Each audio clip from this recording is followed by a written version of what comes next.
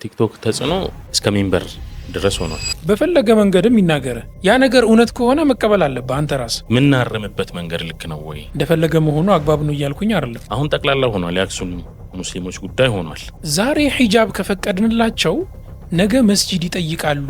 ምንድነው መሆን ያለበት? አንድ ቦታ ላይ አንድ መስጂድ እንዲሰሩ ብትፈቅዱላቸው ኖሮ በየቦታው ሰው የራሱን ቤት መስጂድ እያደረገ አክሱም ላይ መስጂድ ባልበዛ ነበረ። ከዛ አንድ መስጂድ ከሰጠናቸው አንድ ቦታ ላይ ነው የሚሰበሰቡት። ለመጨረስም ይመቸናል። ዝም ብለን ሆ እያልን ሰውየውን ከፍ የምናደርግበት ሁኔታ አለ። መካነ ሰላም ላይ እኮ መስጂድ ላይ ገብተው ሲገሉ ሙስሊም ብለው እንጂ ወሃብያ ወይ ሰለፍያ ወይ ምናምን እያ ብለው አይደል የሚገደሉ። አጌነስት ኢስላም ጭራሽ ኢስላም ላይ ለሚቃጣ ነገር በር ከፋቸው ነው ፊት ለፊት ሆነው ምናምን የምታገኛቸው ሰዎች አሉ። ጠቅላይ ሚኒስትር አብይ አህመድ እኮ እዛ ላሉ ጥቂት ክርስቲያን ወገኖች ቤተክርስቲያን የማሰራት ህገ መንግስታዊ ግዴታ የለባቸው። የባሰ የሚቀጣበትን መንገድ ለምንድን ነው ራሳችን የምንከፍተው? በአቋራጭ የምታገኘው ነገር እኮ ዋጋው አይገባም። ሰላም አለይኩም ወራህመቱላሂ ተዓላ ወበረካቱ። ተመልካቾቻችን በክፍል 1 ባለፈው ሳምንት ከአብዱራህማን ጋር የነበረን ቆይታ አይታችኋል። ዛሬ ደግሞ በተለየ ሁኔታ ሰፋ አድርገን የተለያዩ ሀሳቦችን የምናነሳበት ክፍል 2 የምንጀምር ይሆናል። አብራችሁን ቆዩ። ከዚህ ከቲክቶክ ሳንወጣ የቲክቶክ ተጽዕኖ እስከ ሚንበር ድረስ ሆኗል። ኢቨን ኹጥባዎቻችን ያው ቲክቶክ ላይ ያሉ ሚዲያው ላይ ያለውን ነገር ተጽዕኖ ፈጥሯል በደንብ ሙስሊሙም ላይ ማለት ነው። ስለዚህ ምን እንዴት ታየዋለህ? ኻጢቦቻችን ብዙ ጊዜ ቲክቶክ ላይ ሚዲያው ላይ የሚነሱ ነገሮችን ሚንበር ላይ በየሳምንቱ እያነሱ ሰውን የሚያርሙበት ሁኔታ አለ። እንዴት ታየዋለህ ተጽዕኖ? ስለ ቲክቶክ ተጽዕኖ ከማንሳቴ በፊት ማለት ሳምንቱን ሙሉ ለምሳሌ ጁምዓ ቀን ህዝበ ሙስሊሙ ተርቢያ የሚወስድበት ቀን ነው። በሳምንት አንዴ ኹጥባ ማለት በሳምንት ውስጥ የተከሰቱ ክስተቶችን ወቅታዊ ማህበረሰቡን የሚመለከቱ ጉዳዮችን ማንሳት ነው የኢማሞች እንትን ይሄ ነው። እኔ እንደማስበው ከሆነ ማህበረሰቡ ደግሞ አሁን ያለው ሚዲያው ላይ ነው፣ ቲክቶክ ላይ ነው ያለው። ተግባባን። ቲክቶኩ ላይ የተፈጠሩ ነገራቶችን ሚዲያ ላይ ማንሳት ነው ሚንበር ላይ ማንሳቱ መጥፎ አይደለም። እኔ ደስ ይለኛል፣ የሚበረታታም ነገር ነው፣ ጥሩ ነው ብዬ ነው የማስበው። ወቅታዊነትም ነው። በተለይ ኡስታዞች ኢማሞች በዚህ ልክ ወቅታዊ ሲሆኑ ለማህበረሰቡ የሚመጥን የሆነ ተርቢያ ሲሰጡ እኔ ሊመሰገኑ ነው የሚገቡት። አቀራረብ ላይ መታየት አለበት። ተግባባን አይደለ? አቀራረቡ በደንብ መታየት አለበት። የማያሰለች ሰው ሊረዳው በሚችልበት መንገድ መሆን አለበት። ህዝባችን እንግዲህ ስልቹ ነው፣ ሁላችንም እንደምናውቀው። ተግባባን።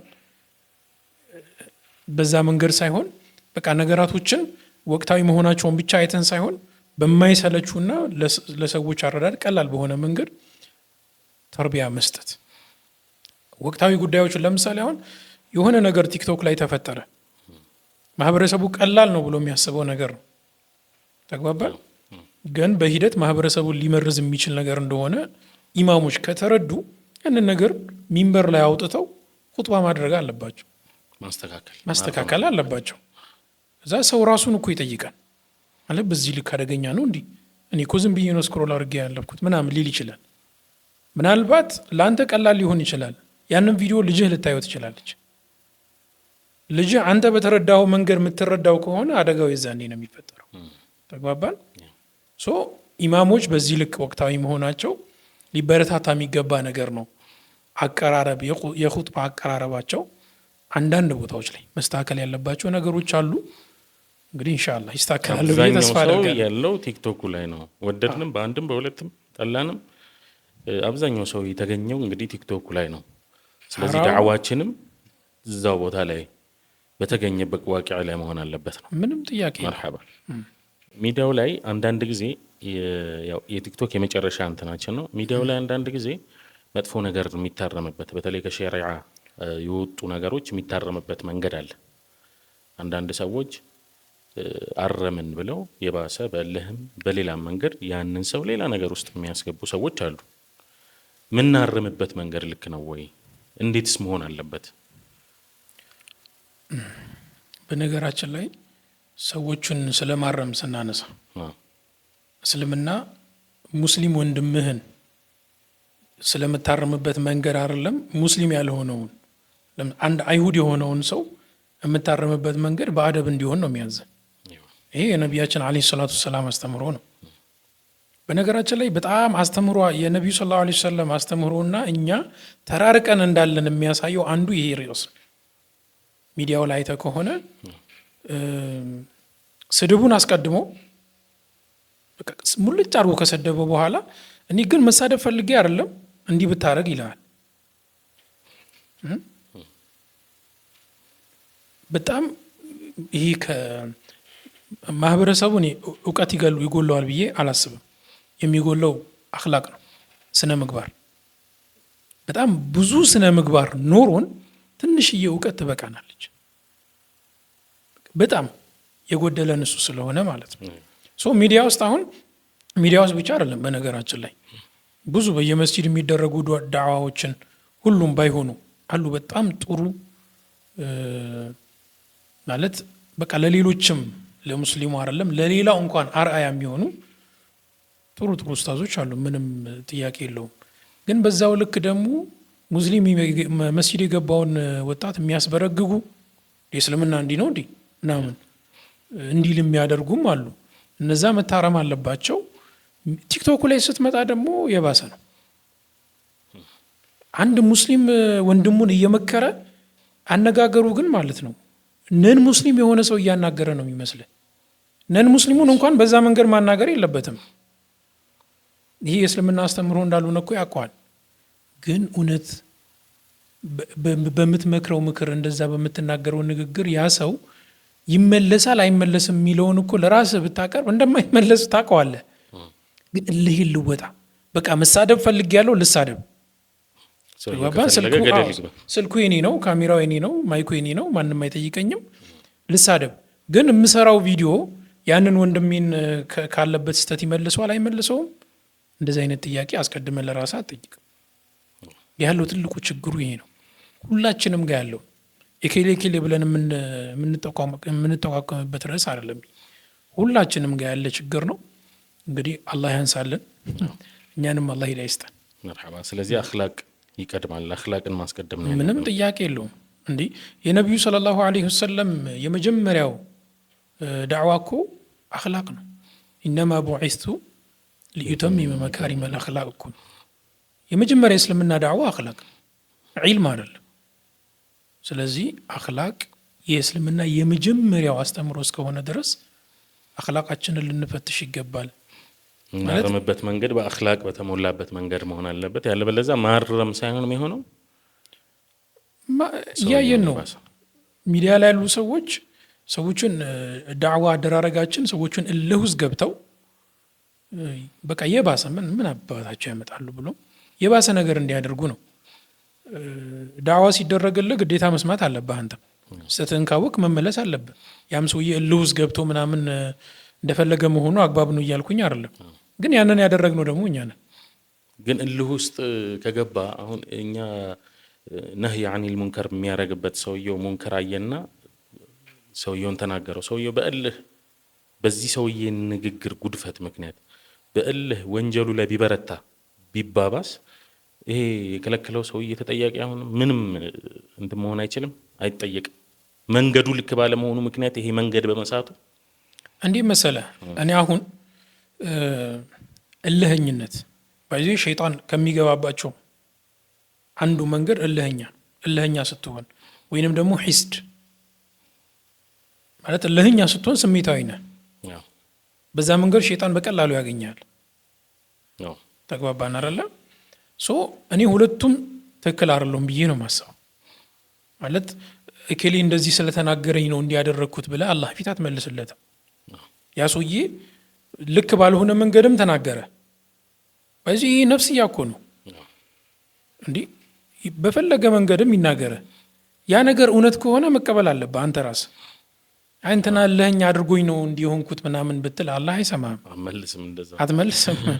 ስለዚህ በዛው ልክ ዳዕዋ የሚያደርገው የሚመክረውም ሰው በሕክማ ይሄ መውዒዛ ሐሰና ተጠቅሞ ማድረግ አለበት እንዳልነው ሁሉ የኛውም ሰው በዚህ በኩል ያለውም ደግሞ ተሳስቷል የተባለው ግለሰብ ሴትም ትሁን ወንድ ነገሩን ከክብር አንጻር አይደለም ማየት ያለበት። ያ ሰውዬ ተሳስቶ ሊሆን ይችላል። እንደው አላህ እኮ ተሳስቶ እንኳን በዛ ሰውዬ አላህ Subhanahu Wa Ta'ala ሂዳያውን እያመጣልሽ ሊሆን ይችላል። አንቺ ግን በእልህኝነት ወይንም አንተ በእልህኝነት ለሸይጣን በር ከፍተህ ወደ ሐራም ነገር ውስጥ የምትገባ ከሆነ ነፍስያህን ነው የምትጎዳው። ስለዚህ ሁለቱም ጋር ስተት አለ። መርሐባ። እሺ፣ ስለዚህ አንድ ትልቅ ጉዳይ እናንሳ። መርሐባ። በተለይ አሁን ላይ ያው ብዙ ሰዎች ትኩረት እየሰጡት ነው። አንዳንድ ሰዎች ደግሞ በደንብ እየተነሳ ነው። የአክሱም ሙስሊሞች ጉዳይ ማለት ነው። የአክሱም ሙስሊም ሴቶች ጉዳይ አሁን ጠቅላላ ሆኗል። የአክሱም ሙስሊሞች ጉዳይ ሆኗል። ከትምህርት ቤት ወጥቶ የፈለገ ብንታገልም ከትምህርት ቤት ወጥቶ ደግሞ ወደ ከተማው ገብቷል። እስቲ ስለሱ ጉዳይ በደንብ እናንሳ። መነሳት ያለበት ትልቅ ነጥብ ስለሆነ ማለት ነው። በደንብ ደግሞ አንተም ስታነሳው ነበረ፣ ቪዲዮም ስትሰራበት ነበረ። አሁን ያሉበት ሐል አለ። እስቲ በደንብ አንሳል። መርሐባ። በነገራችን ላይ የአክሱም ሙስሊሞች ጉዳይ የመላው ማህበረሰብ ጉዳይ ነው። የመላ ኢትዮጵያውያን ጉዳይ ነው። አንደኛ ሰብአዊ መብታቸው ነው የተነፈገው። እንደ ሰብአዊ ፍጡር ደግሞ ሁሉም ሰው ሙስሊሙም ክርስቲያንም ሌላውም ስለነሱ ይመለከተዋል። እውነት ሰብአዊነት የሚሰማቸው ከሆነ የሁሉም ጉዳይ ነው፣ የሙስሊሞች ጉዳይ ነው ብቻ ነው ብዬ አላስብም። አንድ እሱ ነው። የአክሱም ሙስሊሞች ጉዳይ በነገራችን ላይ እዛ ያሉ አንዳንድ ይህንን ጉዳይ እየዘወሩ ያሉ የፖለቲካ ሰዎችና የሃይማኖት አባቶች አሉ። ይህንን ጉዳይ በዋነኝነት የሚዘውሩም አሉ። እነዚህ ሰዎች ምንድን ነው መሰለ የሚሉት ዛሬ ሂጃብ ከፈቀድንላቸው ነገ መስጂድ ይጠይቃሉ። እርስ በርስ ሲነጋገሩ፣ ይሄ የወጣ መረጃ ነው፣ እኔ በጆሮዬ ነው የሰማሁት። ተሰብስበው ሲነጋገሩ ማለት አክሱም ላይ ላንሳልህና አክሱም ላይ አንድ የጤና እክል የነበረበት ቄስ ነበረ፣ መምህር። ከዛ ምን ይላችኋል? ሞቷል ይሄ ቄስ፣ በህይወት የለም። ከዛ እናንተ ሰዎች ለሙስሊሞች እኮ አንድ መስጂድ አንድ ቦታ ላይ አንድ መስጂድ እንዲሰሩ ብትፈቅዱላቸው ኖሮ በየቦታው ሰው የራሱን ቤት መስጂድ እያደረገ አክሱም ላይ መስጂድ ባልበዛ ነበረ። ከዛ አንድ ቦታ አንድ መስጂድ ከሰጠናቸው አንድ ቦታ ላይ ነው የሚሰበሰቡት፣ ለመጨረስም ይመቸናል ብሎ የተናገረው ንግግር አለ። ተግባባን አይደል? ይህን የተናገረው አንድ ሃይማኖት አባት ነው። ያ ሃይማኖት አባት በህይወት የለም። አሁንም በህይወት ያለው ደግሞ የጽዮን ማርያም ቤተክርስቲያን አስተዳደር ባልሳሳት ስሙ ብርዒድ መሰለኝ፣ ከተሳሳትኩኝ እንግዲህ ብቻ እሱ ነው የቤተ ክርስቲያኑ አስተዳደር ነው። ምንድን ነው ያለው? ባለፈው እሁድ የአክሱም ከንቲባ አቶ ትክዑ የተባለው ማህበረሰቡን ሰብስቦ ነበረ፣ ሙስሊሙንም ክርስቲያኑንም ሰብስቦ የጠቅላይ ፍርድ ቤቱ እንደምታውቀው ለሙስሊም እህቶቻችን ሂጃብ መልበስ መብታቸው ነው፣ ህገ መንግስታዊ መብታቸው ነው፣ ሰብአዊ መብታቸው ነው፣ መማር አለባቸው ብሎ ውሳኔ ሰጥቷል። ከዚህ ጋር ተያይዞ እንግዲህ ሙስሊሞች የፍርድ ቤቱን ትዕዛዝ ወስደው ለከንቲባው እንዲሁም ደግሞ ለትምህርት ቢሮ ጽሕፈት ቤትም ሰጥተዋል። ከዚህም በፊት አመቱን ሙሉ ትዕዛዝ አልመጣልንም ብለው ነው ተማሪዎችን ሲያሹ የነበሩት። እንዲሁም ደግሞ የ12 ዓመት የለፉበትን የኢንትራንስ ፈተና እንዳይፈተኑ ያደረጉት። በዚሁ አጋጣሚ በነገራችን ላይ አክሱም ትምህርት ቤት ላይ የተፈተኑ የ12ኛ ክፍል ተማሪዎች አንድም አላለፉ። ባለፈው አመት ምንም ጭራሽ ትምህርት ቤቱ አላሳለፈ፣ አንድ ተማሪ አላሳለፈ። ይሄ አንዱ የአላህ ተአምር ነው ብዬ ነው የማስበው። አንድ ተማሪ አላለፈ እና በዚህ ባለፈው እሁድ ላይ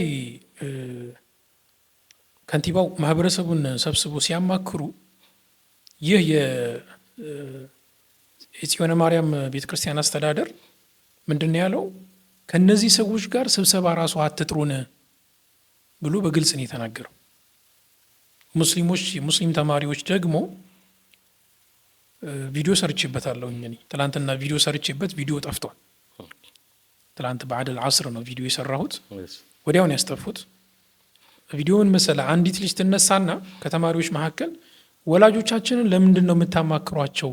ሂጃብ የወላጆቻችን ትዕዛዝ አይደለም፣ የአላሁ ስብሓንሁ ወተዓላ ትእዛዝ ነው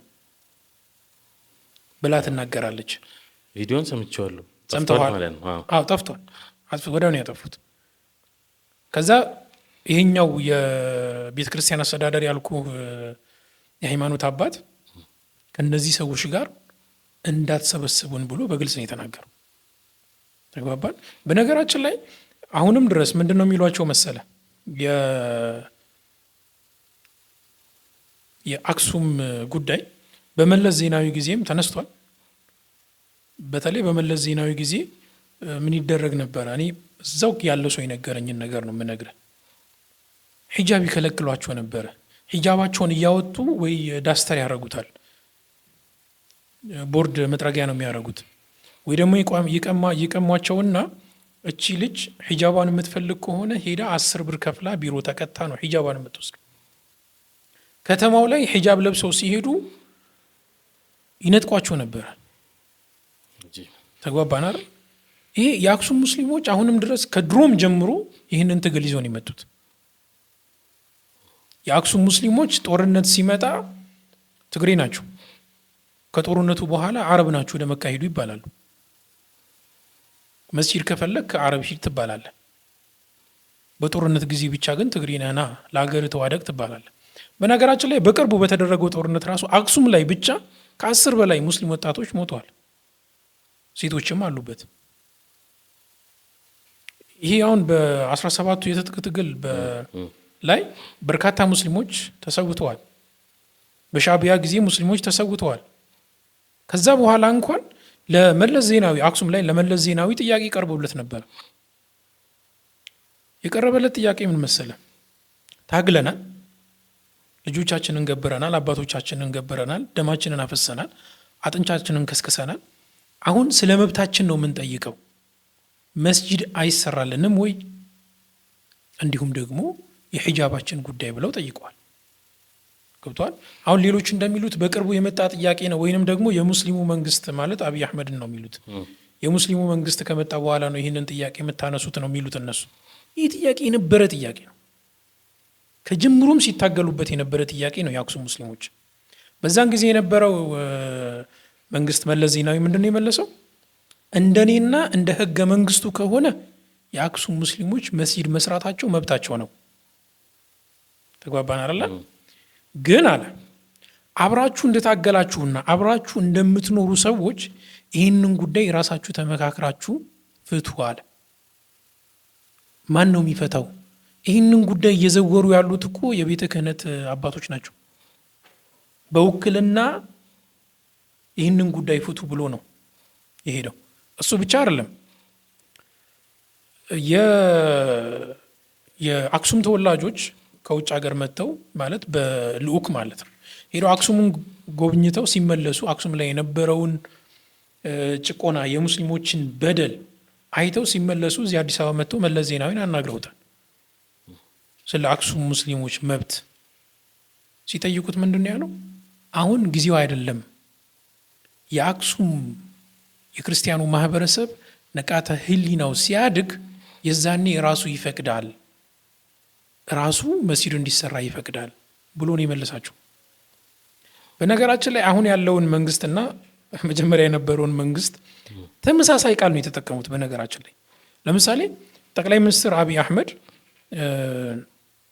በተመረጡ ሰሞን ወደ ፍራንክፈርት ሄዶ ነበር አይደል? እዛ ስታዲየም ላይ ሰው ተሰብስቦ አንድ ወጣት ስለ አክሱም ሙስሊሞች ጠይቋቸዋል። ስለ አክሱም ሙስሊሞች ሲጠይቅ ምንድን ነው ያሉት? ዱባይ አረብ ኤምሬት ላይ ቤተ ክርስቲያን አለ፣ እንዲሁም ኢየሩሳሌም ቁድስ ላይም ቤተ ክርስቲያን አለ። እንደነዚህ አይነት ነገራቶችን ሲረዱ የአክሱም ክርስቲያን ወገኖችም የሙስሊሞችን መብት ያከብራሉ ብዬ አስባለሁኝ ነው ያለው። በዚሁ አጋጣሚ ጠቅላይ ሚኒስትር አብይ አህመድ ዩናይትድ አረብ ኤምሬት ላይ የተገነባውን ቤተ ክርስቲያን በእሳቸው ጉትጎታ ጥያቄና አስተባባሪና ነው የተሰራው። ጠቅላይ ሚኒስትር አብይ አህመድ እኮ እዛ ላሉ ጥቂት ቤተ ክርስቲያን ወገኖች ቤተ ክርስቲያን የማሰራት ህገ መንግስታዊ ግዴታ የለባቸው አይደለም። ግዴታቸው ግን አክሱም ላይ ያሉ ሙስሊሞችን መስጂድ ማስገንባት ነበር። የሙስሊሙ ማህበረሰብ ጥያቄ በውክልና አይደለም የሚፈታው። ለምሳሌ የሙስሊሙ ማህበረሰብ ግዴታውን ያከብራል፣ ለዚች ሀገር ዋርካ ነው ሙስሊሙ ማለት ደህንነቷን ከመጠበቅ ጀምሮ ማለት ነው። የሀገሪቷን ደህንነት ከመጠበቅ ጀምሮ ሙስሊሙ ማህበረሰብ ለዚች ሀገር ትልቅ ባለውለታ ነው። በንግዱም በለው ግዴታውን በመወጣት ሙስሊሙ ማህበረሰብ የሚደርስ የለም።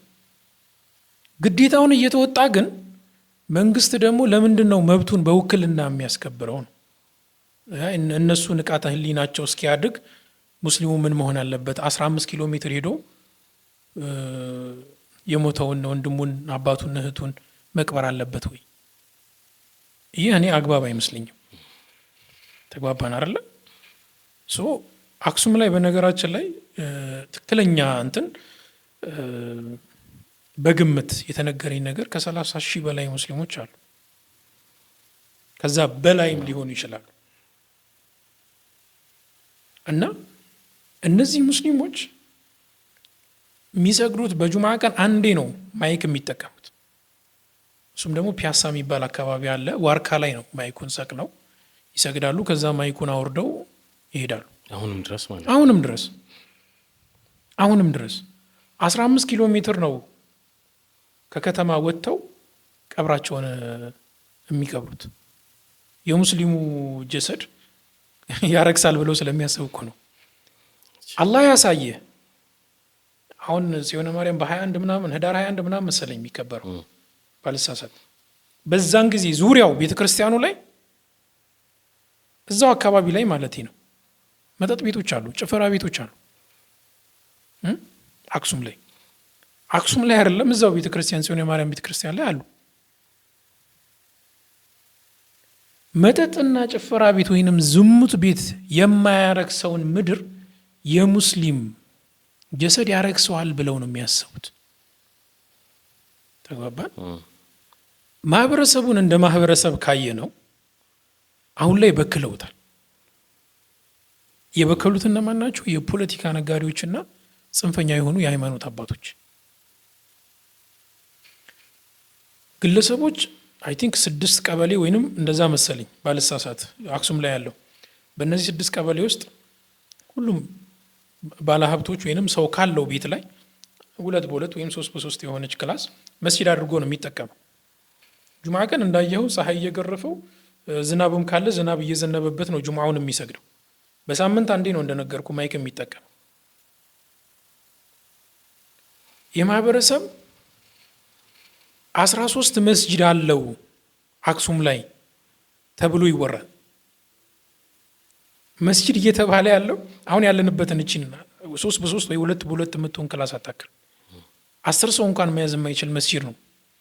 ሰው ከራሱ ንብረት ላይ ቆርጦ የሰጠውን መስጂድ አለው ተብሎ የሚወራው ያ ነው።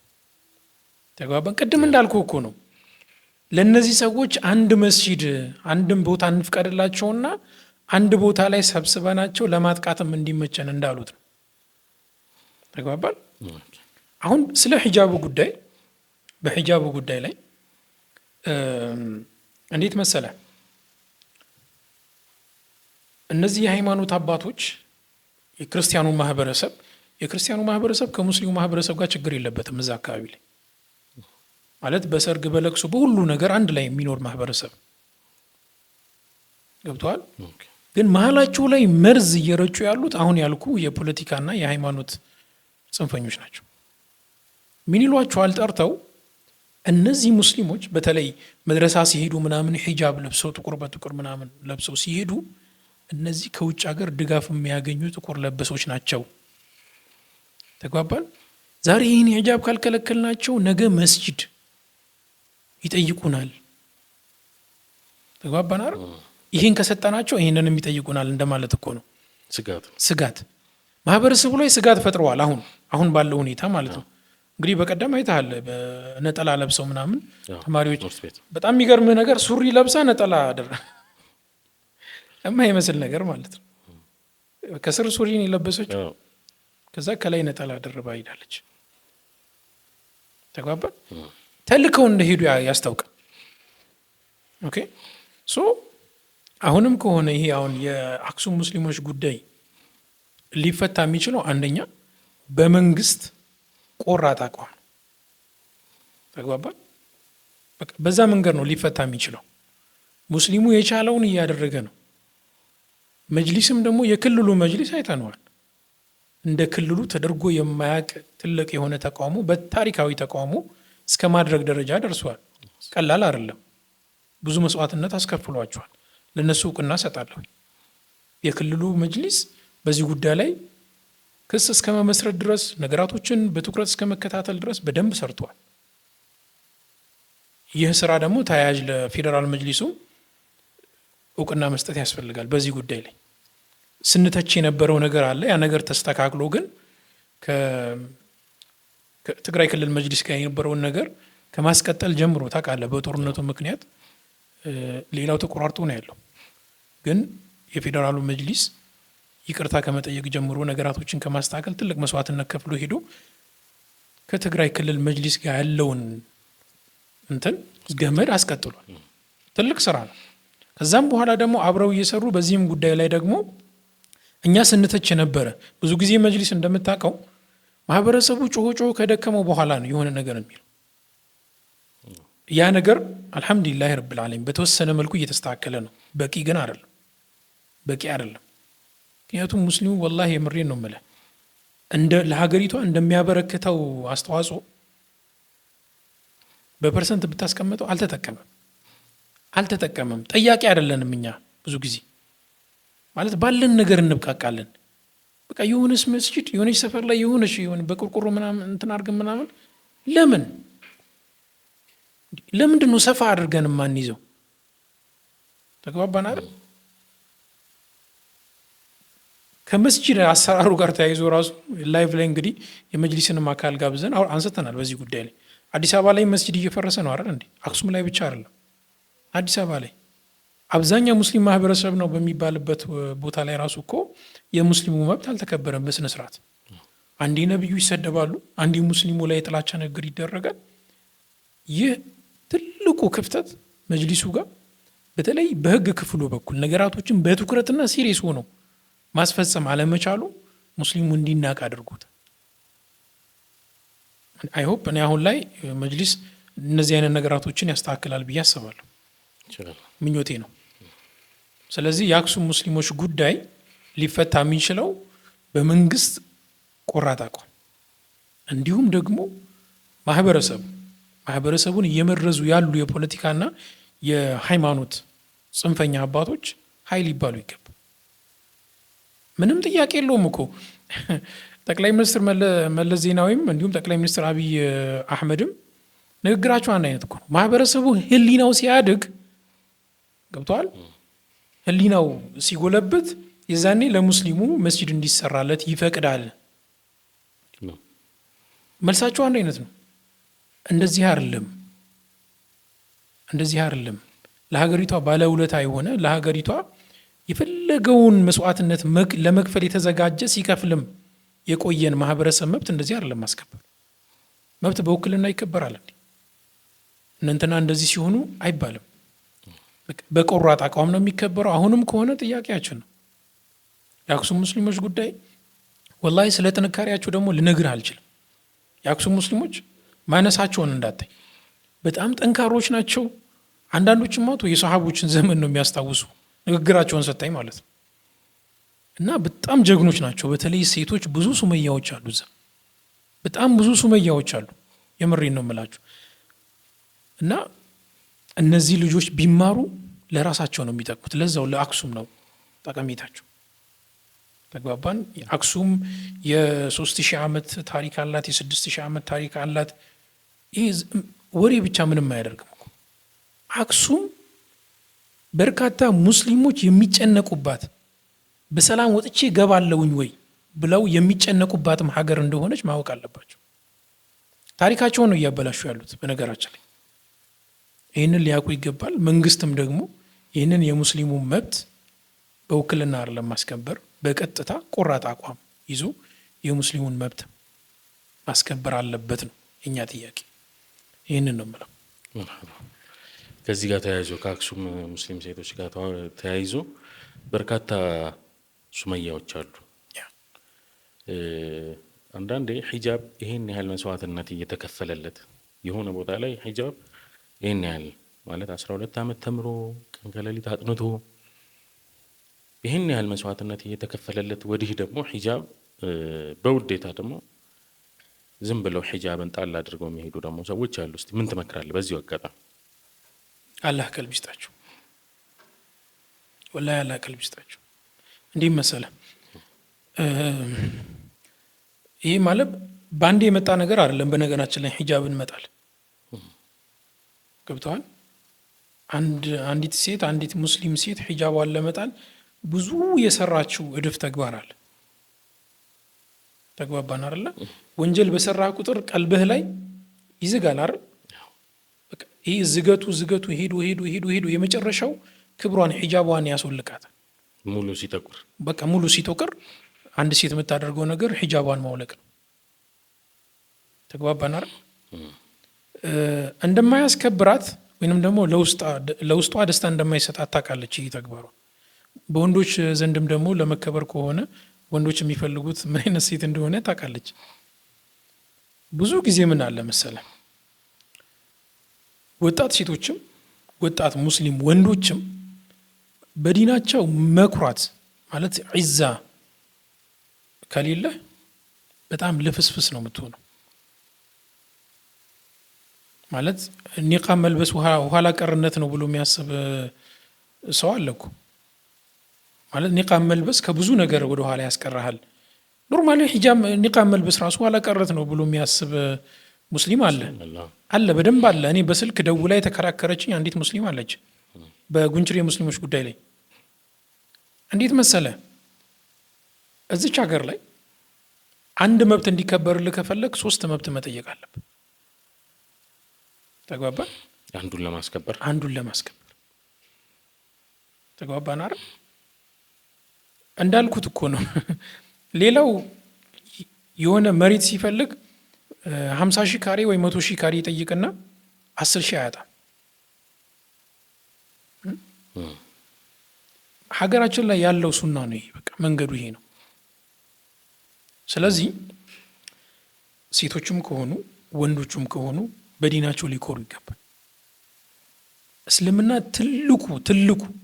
ትልቁ ነገር አንዱ ለሴቶች ማለት ሴቶችን እንደ እስልምና ፕሮቴክት የሚያደርግ የለም። የትኛው ማስተምሮ ውስጥ ግባ እንደ እስልምና ሴቶችን ያከበረ የለም። ይህንን ማብራራት አይጠበቅብንም። በነገራችን ላይ ሁሉም የሚያውቀው ነገር ነው። ግን እኛ አላወቅነውም። በእጅ ያለ ወርቅ እንደ መዳብ ነው ይባላል። ሴቶች ብዙ ጊዜ የሚነቁት መጨረሻ ላይ የሚሆኑትን ሆነው ዙሪያቸው ላይ ያሉ ሰዎች ሲበተኑ ያኔ ነው የምትነቀው። ያኔ ስትነቃ ግን ማንም ቼክ አያደርጋትም። ይሄ ደግሞ ለእሷ ትልቅ ጉዳት ነው። በእስልምና የምትኮራ ከሆነ በእስልምና ማትደራደር ከሆነ ወላሂ ነው ምልህ ጠላት ይወድሃል፣ ጠላት ያከብርሃል። ተግባባን? አሁን ሰሞኑን እየተነሳ ያለው ነገር አለ አይደል? መስቀል አንጠልጥሎ ስለ ሙስሊም ወሃቢያ ሙስሊም እንትንያ ምናምን እያለ የሚያወራ ሰው አለ። ብዙዎች እያወሩ ነው። በመጀመሪያ ደረጃ በካፊሮች ዘንድ ማለት ነን ሙስሊም የሆነ ሰው በዚህ ልክ ከወደደ እኔ ከወደደ አልልም፣ እውነተኛ ውዴታ ስላልሆነ ካሽቃበጠልህ ራስህን ጠይቅ። ራስህን መፈተሽ አለብህ። ገብቶሃል አይደለ? እነማን ናቸው እንትን ላይ እኮ መካነ ሰላም ላይ እኮ መስጂድ ላይ ገብተው ሲገሉ ሙስሊም ብለው እንጂ ወሃቢያ ወይ ሰለፊያ ወይ ምናምንያ ብለው አይደለም የሚገደሉ። መስጂድ ላይ ገብተው ሲገሉ ሙስሊም ብለው ይገሉሃል። ከዛ ሊለያዩ ሲፈልጉ ደግሞ ወሃቢያ ብለው ሰለፊያ ብለው ሱፊያ ብለው ይመቱልሃል። ለነዚህ ሰዎች እንኳን በነፃነት በር እየከፈቱ ያሉ ወንድሞችን አይተናል ቪዲዮ ሲሰሩ። ተግባባን? እነዚህ ሰዎች ወሃቢያ የሚሉት እኔ ቪዲዮም ሰርቼበታለሁኝ፣ በእርግጠኝነት ነው የምናገረው። እዚህ ሀገር ላይ ጽንፈኞች የሚፈልጉት አሽቃባጭ፣ ልፍስፍስ፣ መብቱን የማይጠይቅ መብቱን የማያስከብር በዲኑ የማይኮራውን ሙስሊም በደንብ ይፈልጉታል። ለመሰለ ቢኖር አይጎዳቸውም። ተግባባናል? መብቱን አይጠይቅም፣ ወደ ተነዳበት ነው የሚሄደው። ለምን ይጠሉታል ታዲያ? አይጠሉትም እኮ ተግባ። ስለዚህ ሙስሊሙ በቃ መስራት አለብህ። ሌላ ምንም እንትን ማቅረብ የለብህም። ስለ እስልምና በኩራት መናገር፣ መጠየቅ፣ ማስከበር የሌላውን ሃይማኖት እንደማትነካው ሁሉ ያንተም ሃይማኖት ሲነካ ነብር መሆን አለብህ። ህግ ያለበት ሀገር ላይ ያለ ነው። መብትህም በህገ መንግስታዊ መንገድ ለማስከበር ወደ ኋላ ማለት የለብህም። በቃ እኝኝኝ የሚባል ነገር የለም በዚህ ዘመን ላይ። ወላሂ ምሬ ነው የምልህ። ስለ እስልምና ምንም ማብራራት አይጠበቅብህም። በየቤተክርስቲያኑ ብትገባ፣ በየመንፈሳዊ ቦታዎች ላይ ብትገባ ሙስሊም ያልሆኑ ማለት ነው ስለ እስልምና ሰላም ያውቃሉ። ተግባባን። በደንብ ነው የሚያውቁት። አንተ አታብራራ። እስልምናህን ያንተ ተግባር ይናገር። አለቅ። በእስልምና መኩራት ስትጀምር ወዳጅ ሙስሊሙ አይደለም ጠላት ይወድሃል። አለቅ። ስለዚህ ያው ሊነቁ ይገባል ማለት ነው። ምንም ጥያቄ የለውም። መስዋዕትነት እየተከፈለለት ሒጃብ፣ በዚህ ደግሞ ራስን መፈተሽ፣ መጠየቅ፣ ለፍስፍስ ሙስሊም መኖር የለበትም ማለት ነው። ለፍስፍስ ሙስሊም መኖር የለበትም። አሁን በቲክቶክ ዙሪያ ላይ ብዙ የሚመጡ ሰዎች አሉ፣ ወይ ደግሞ አዳዲስ እየመጡ ያሉ አዳዲስ ኮንተንት ይዘው እየመጡ ያሉ ሙስሊም ወጣቶች አሉ፣ ሙስሊም ሴት ወንዶች አሉ ማለት ነው። ምን ትመክራለህ እስቲ? ወደዚህ የሚመጡ ሰዎች ምን ይዘው መምጣት አለባቸው? ምን መጠንቀቅ አለባቸው? ምንድን ነው መሆን ያለበት? ማስተላለፍ የምትፈልገው መልእክት ምንድን ነው? በመጀመሪያ ቲክቶክን በአጋጣሚ መጀመር የለባቸው ማለት አቅደው አስበውበት መሆን አለበት። እንዴት መሰለህ? በአጋጣሚ ከገባህ በአጋጣሚ ትጠፋለህ። ምንም አላማ ሳትይዝ ከገባህ ትጠፋለህ። ብዙ ወንድሞች እንደጠፉት ማለት ነው። ያ ማለት ነው ቲክቶክ እኔ ፍም እሳት በለው በጣም ፈታኝ ነው። በጣም ነው የሚፈትንህ። ወደ ቲክቶክ ስትገባ አምነህበት እውነትን በመናገር ልትሰደብ እንደምትችል ብዙዎች ሊያብጠለጥሉ፣ ፎቶ መዘግዘቅ ይኖራል፣ ብዙ ነገር ይኖራል። ይሄ በጣም ቀላሉ ነው። መጥፎ ስድብ እኔ አሁን ቅድም እንደነገርኩ ነው ማለት ቤተሰብህ፣ እናትህ፣ የምትወዳት እናትህ ልትሰደብበት ትችላለች። አንተ ስለ አላህ ድንበር፣ ስለ አላህ ሐቅ፣ ስለ ዲነል ኢስላም እያወራህ እነዚህ ነገራቶች ቀስመህ ሊሰብሩ አይገባም። በመሰደብህ አጅር እንደምታገኝ አስበህ ሲያብጠለጥሉ በዛ ውስጥ አንተ አጅር እያገኘህ እንደሆነ፣ እነሱ ሲያዋርዱ አላህ ከፍ እያደረገህ እንደሆነ ያንን አስበህ መስራት መቻል አለብህ ስትመጣ። እና ሰብር፣ ቲክቶክ ላይ ሰብር ያስፈልጋል። ምንም ጥያቄ የለውም። ዛሬ ያሞገሰ ላይ እየሰቀለ ነገ ሲፈጠፈጠ ታየዋለህ። አዲስ እንዳይሆንብህ፣ ምንም አዲስ እንዳይሆንብህ ሐቅ በመናገርህ ቪዲዮዎችን ስትሰራ ከነቢዩ ዓለይሂ ሰላቱ ሰላም አስተምሮ ከአላህ ሱብሓነሁ ወተዓላ ትእዛዝ ጋር እንዴት ነው ብለህ ጠይቅ መጀመሪያ። ከዛ በኋላ ላለው ነገር አትጨነቅ። አላህ ሲወደህ ነው ሰዎች የሚወዱ እንጂ በነገራችን ላይ ሰዎችን ለማስወደድ ማለት ሰዎች እንዲወዱ ወይንም ደግሞ ሙስሊሙም ክርስቲያኑም ይውደዱኝ ብለህ የምትሰራ ከሆነ ራስን መጠየቅ አለብህ። አትችልምም፣ መጨረሻህም ደግሞ አያምርም። ማለት በቃ የሆነ ሼህ ውደዱኝ መሆን የለብህም። አንድ ሼህ ውደዱኝ የምንለው ሰው አለ። አሁን እዚህ ጋር መጥቀስ አልፈልግም። ሼህ ውደዱኝ አይነት ሰው መሆን የለብህም። ሐቅ ከሆነ ሐቁም መናገር። ያንተ የቪዲዮዎችህ ሚዛን የነቢዩ ሐዲስና የአላህ ሱብሓነሁ ወተዓላ ትእዛዝ ብቻ ነው መሆን ያለበት። ሰዎች ምን ይሉኛል፣ ሰዎች ይሰሩብኛል፣ ሰዎች ይወዱኛል ኬር ማድረግ የለብህም።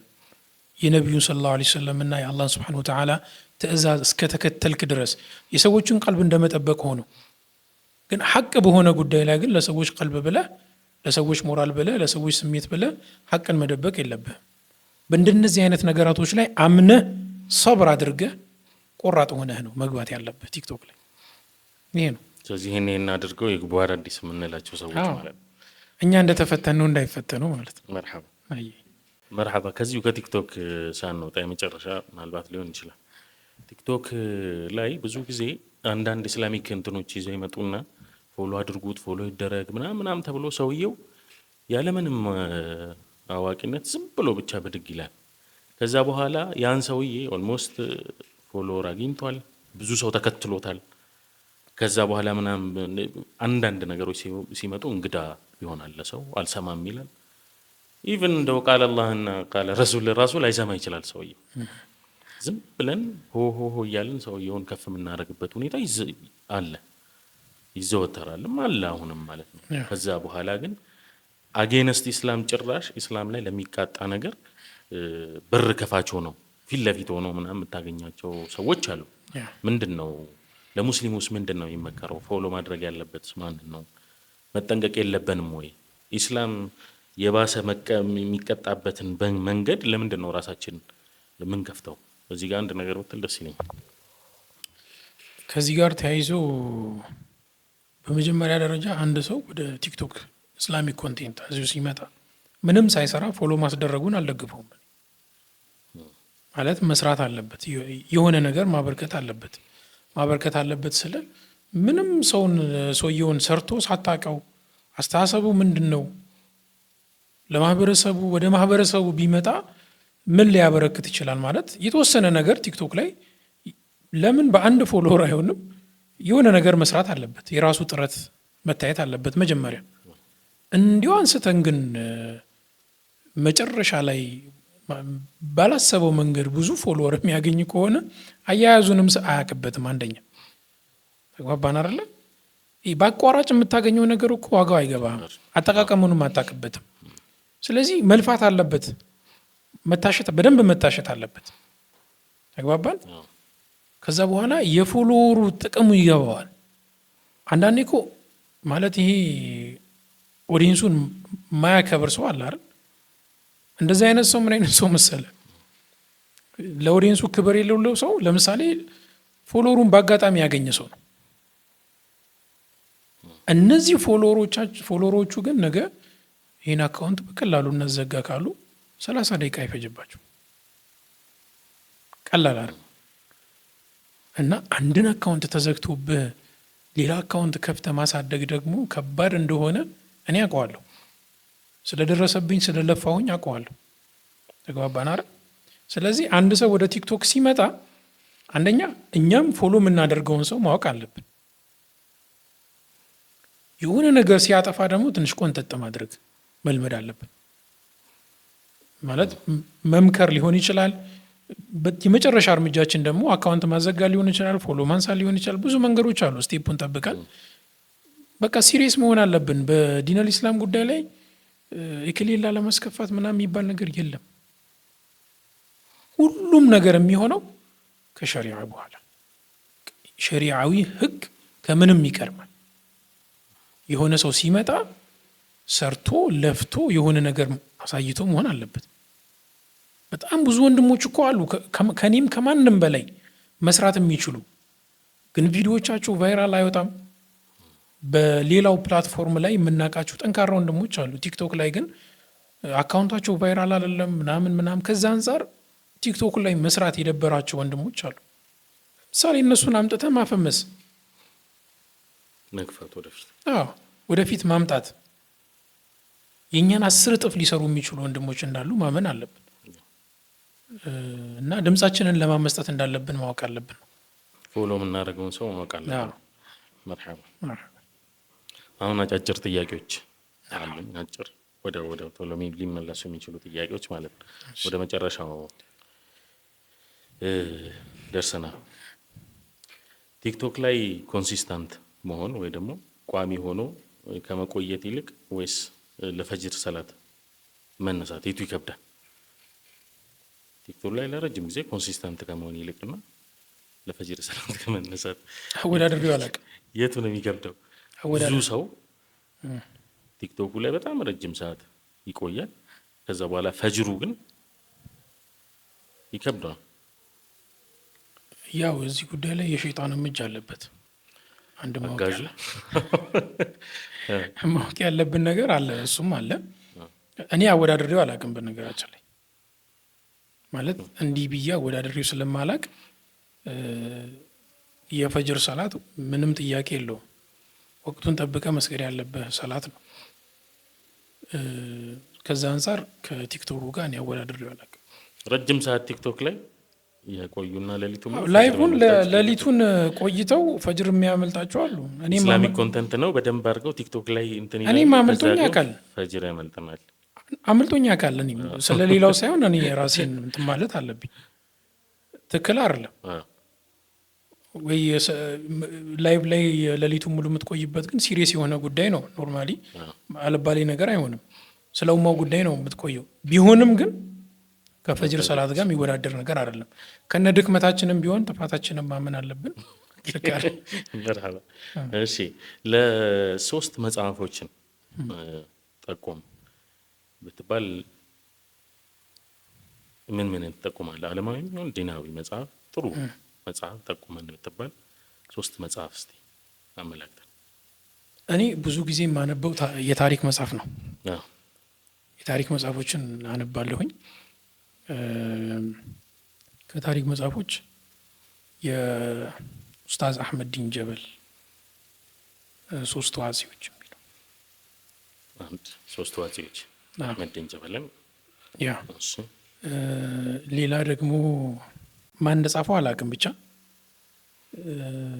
ሳይቃጠል በቅጠል አቡ ቢላል ይሁን አይደለም አላውቅም፣ ብቻ ግን ረስቼዋለሁ። ሳይቃጠል በቅጠል የሚለው መጽሐፍ ለማህበረሰባችን ትልቅ እንትን ነው። የሚያነሳቸው እንትኖች አሉ። ያውን ከዝሙት ጋር ተያይዞ አለ አይደለ? የትኛው መጽሐፍ ቀድሞ እንደወጣ ባላቅም በዝሙት መዘመን የሚል መጽሐፍም አለው። ግን ሳይቃጠል በቅጠል የሚለው ሁለተኛው ነው አይደል? ሁለተኛ መጽሐፍ ሳይቃጠል በቅጠል። እሺ፣ ሶስተኛ? ብዙ ጊዜ እንደነገርኩ ነው የታሪክ መጽሐፎችን ነው የማነበው። የሀበሻ ከዋክብቶች የሚል የኡስታዝ መሐመድ ኢብራሂም መጽሐፍ። ኦኬ። ቮሊዩሙ በጣም ብዙ ነው። ከዚሁ ትልቅ ነው፣ ግን በጣም ቀላል በሆነ መንገድ በማይሰለች መንገድ ነው የተጻፈው። ያንን መጽሐፍ ቢያነቡት ደስ ይለኛል። ብዙ መጽሐፎች አሉ፣ ግን አብዛኛውን ጊዜ እኔ ቤትን ብትሄድ የምታገኘው የታሪክ መጽሐፎችን ነው። ስለዚህ የታሪክ መጽሐፍ ላይ ተተኩራለህ? በጣም አተኩራለሁ። ስለዚህ ሀበሻ ከዋክብት ሶስተኛ። በተለይ ተማሪ እያለሁኝ እስከ 12ኛ ክፍል እያለሁ በጣም የታሪክ መጽሐፎችን አተኩራለሁኝ። ከዛ ውጭ ያሉ መጽሐፎችን ብዙ አላነበብኩም። አሁን ላይ ትንሽ እየሞካከርኩ። ለአንተ ሞዴሌ ነው ብሆን የምፈልገው ይህን ሰው ነው የምትል ካሉ ኢትዮጵያ ውስጥ ካሉ ዳዒም ሊሆን ይችላል፣ ኡስታዝም ሊሆን ይችላል፣ ብቻ ሞዴሌ ነው የምትለው ማንን ነው መሆን የምትፈልገው? ዶክተር ጣሪቅ አልሱዒዳኒ። እዚህ ኢትዮጵያ ውስጥ አይደለም፣ ኢትዮጵያ ውስጥ። ከኢትዮጵያ ለእኔ ትልቅ ሞዴል በብዙ ዘርፍ ማለት በሁሉም ቦታ ላይ ትልቅ አርአያ የሆነ ኡስታዝ አቡበከር አህመድ በጣም ነው የምወደው። ለመጀመሪያ ጊዜ ያየሁት ኡስታዝ አቡበክርን እንግዲህ አወሊያ ላይ ነው። ጀግና የትም ይወደዳል። በነገራችን ላይ ጀግንነት ብቻ አይደለም፣ በሳልም ነው፣ ተዋዱዕ ያለው፣ ሰዎችን የሚያከብር ማለት በሁሉም ዘርፍ ብትሄድ የሰው ልጅ ሙሉ አይደለምና፣ ግን ኡስታዝ አቡበከር አህመድ ለኔ ትልቅ አርአያ ነው። አላህ ያቆየው፣ አላህ ይጠብቀው። መርሐባ ኡስታዝ አቡበከር። በዚሁ አጋጣሚ አንድ ሰው የተናገረው ነገር በጣም ይገርመኛል። አንድ ኸይር ስራ ካየህ ከጀርባው ኡስታዝ አቡበከር አለ የሚለው ነገር በጣም ነው እንትን የሚለኝ። ማሻአላህ። እሺ፣ ቲክቶክ አንድ ጥያቄ ጠይቅ ተብሎ እድል ራሱ ቲክቶክ እድል ቢሰጥ ምንድን ነው ለቲክቶክ የምጠይቀው ጥያቄ? ከባድ። በነገራችን ላይ ቲክቶክ ከእስልምና ጋር አያይዤ ነው የምጠይቀው። ምን ትለዋለህ? ለምሳሌ የአቡ ዑበይዳ ፍልስጤማዊ የሐማስ ቃል አቀባይ ነው አቡ ዑበይዳ። የእሱን ፎቶ በተአምር ቪዲዮ ሰርተበት ቪዲዮን አያቆይልህ። ሙለሰም ነው አይደለ? አይኑ ብቻ ነው የሚታየው ምናምን ነገር ይታወቃል። የአቡ ዑበይዳ ምስል አልጎሪዝሙ ያውቀዋል። የአቡ ዑበይዳ ምስል በርካታ ቪዲዮዎችን ሰርቻለሁ ከእሱ ጋር በተያያዘ አንድም ቪዲዮ አካውንቴ ላይ የለም። ሁሉም ጠፍቶ ለምን ብዬ ጠይቀው ነበር። ያው ለምን እንደሆነ እናውቃለን እኮ ግን ያው ለሱ ለቲክቶክ ታቀርብለት አቀርብለት ነበር። ብዙ ጊዜ ምንድነው የሚቀና መደወል ነው ቴክስት ማድረግ? ቴክስት ይቀናኛል። ብቸኝነት ነው የምታዘወትረው? ነጠል ብለህ ነው የምታዘወትረው? እስከ ጀማዓ ጋር ብዙ ጊዜ ይመቻል? አይ ብቸኝነት በጣም ኒዕማ ነው ለሚጠቀምበት ማለት ነው። ይህንን እንዴት መሰለ ያልኩ ረዥም ዓመት ለብቻዬ ነው የኖርኩት። ከቤተሰብ ጋር የኖርኩት እድሜ በጣም ትንሽ ነው። በጣም ማለት እዚህ አዲስ አበባም ስኖር እንዳልኩ ነው። አዲስ አበባ 9 ዓመት አካባቢ ኖር ያለው። እዚህ ስኖር ጓደኛ የለኝም። ሲጀመር አዲስ አበባ ጓደኛ እንዲህ ይሄ ከስቡ ምናምን ሩጫው አለ አይደል ታዕቡ የለም። እሁድ ቀንም እንሰራ ነበረ ስራ። ሳይክል ቤት ነበር እዚህ ፒያሳ አካባቢ ሳይክል መጠገን ነበረ። ከቻይና የሚመጡ ሳይክሎችን ብትን ሆኖ ነው የሚመጡት። እሱን እየገጣጠምን ነበረ እኛ ስራ እሱ ነበርና እሁድም ጭምር እንሰራለን። ለዛ ጓደኛ አልነበረኝም ማለት እንዲህ የልብ እንትን የምትለው ጓደኛ አልነበረኝም። ያ ነገር ተጽዕኖ አሳድሮብኛል። ግን ይሄ ብቸኝነት ምናምን ወድጄው ነው የኖርኩት። ሻሸመኔ ስገባም እንደዛው ነው። አሁን እንደውም አልሐምዱሊላህ ጓደኞች አሉኝ፣ ተቀብዬዋለሁ። ሁለቱንም አዳፕት አድርጌዋለሁ። ግን ሞር ደግሞ ብቸኝነት ደስ ይለኛል። ብቸኝነት ስል ግን ያው ሚስተን ነጠል ብሎ ማለት ሚስተን ከእሷ ጋር አንድ ላይ ስለሆናችሁ እንግዲህ ተመልካቾቻችን ከአብዱራህማን ጋር የነበረን ቆይታ እንደተመለከታችሁት ነው። ብዙ ነገር እንደወሰዳችሁበት ተስፋ አደርጋለሁ። ደስ የሚል ቆይታ ነበረ። ይሄን ቻናል ሰብስክራይብ በማድረግ አበረታቱ። ሌሎች እንግዶችንም ተመልሰን ይዘን ምን መጣ ይሆናል። እስከዛው መልካም ጊዜ ይሆንላችሁ። አሰላሙ አለይኩም ወራህመቱላሂ ተዓላ ወበረካቱ።